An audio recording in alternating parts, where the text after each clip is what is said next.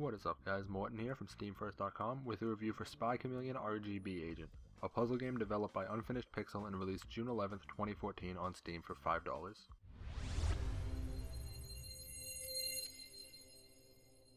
Spy Chameleon RGB Agent is a puzzle game, but it's also a stealth-oriented game. You play as a chameleon and have to navigate through rooms while avoiding being spotted by cameras, most of which move around and require you to act quickly so you don't get caught. The mechanic that separates the game from ones like it is a color switching mechanic. You're a chameleon, so you can change colors so that the cameras can't see you.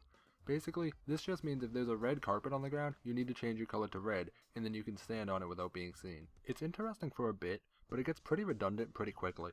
It's the only real mechanic other than running around, and there's only 4 colors and never any real challenge or thought. For a puzzle game, it's incredibly straightforward. If there's a rug or paint that's a certain color, you change yourself to that color and then continue, and that's kind of all there is to it. Each level has 3 objectives. One is to collect all the flies on the stage. This is pretty easy because they're generally laid out in the way you'd go anyway, so you don't really need to go out of your way to get them.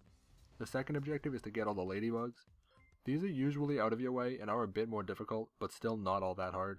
And the last objective is time-based, which you'll usually get first try anyway, but the thing is, you can't collect the ladybugs until you've already completed the stage.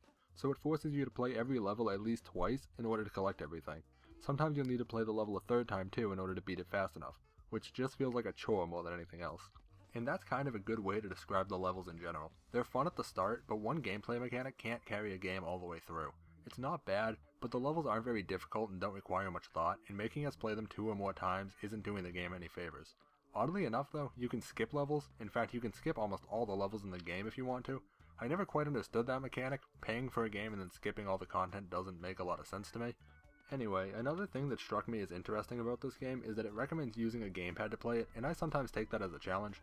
It's a PC game, so it should be playable with a keyboard and mouse, and honestly, it works perfectly fine with a keyboard, so I think the game kind of does itself a disservice by recommending a gamepad.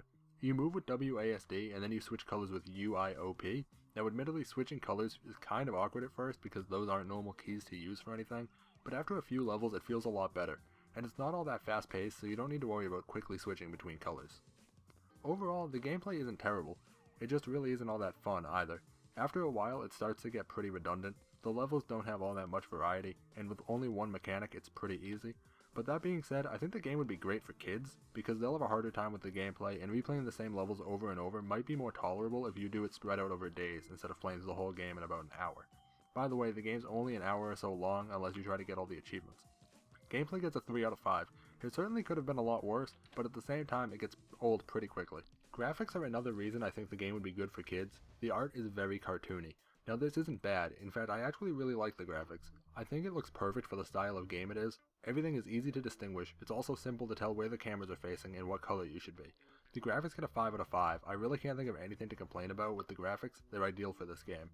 The audio is also really good, it's pretty fast paced and fun, and it changes up after every level, so you aren't stuck listening to the same song over and over for levels at a time. It's the same style of music throughout the game, but each song is different and it doesn't get repetitive unless you're stuck on the same level for a long time, and even then the song doesn't restart when you mess up, so you'll eventually get through it. Sound gets a 4.5 out of 5. While the soundtrack is great, the noise the chameleon makes when he switches colors gets kind of annoying when you're forced to switch colors frequently on some of the stages. As for replayability, there's quite a bit. It's basically just like most indie games, in that the levels are timed, so you're just competing with other people or yourself to see who can complete them the fastest. It's actually a pretty good game from a speedrunning standpoint. There's also achievements to get all the ladybugs or to complete all the levels fast and things of that nature, so if you're a completionist, there's definitely things to do even after you complete the game for the first time. Replayability gets a 4 out of 5. If you're the type of person that gets bored doing the same thing over and over, you won't enjoy the replayability this game has to offer, but if you enjoy competing against yourself for the fastest times, or collecting achievements, there's a lot to do. I didn't mention a story simply because there isn't one. You're a chameleon, you walk through rooms, and that's about it. There's a couple of reasons to do things here and there, but I didn't bother paying attention to it because they put in absolutely no effort to try to make it relevant. Overall though, Spy Chameleon RGB Agent is a decent puzzle game, but it's far from great. It's very short, clocking in at just over an hour, and with only one mechanic, it gets boring even before it ends.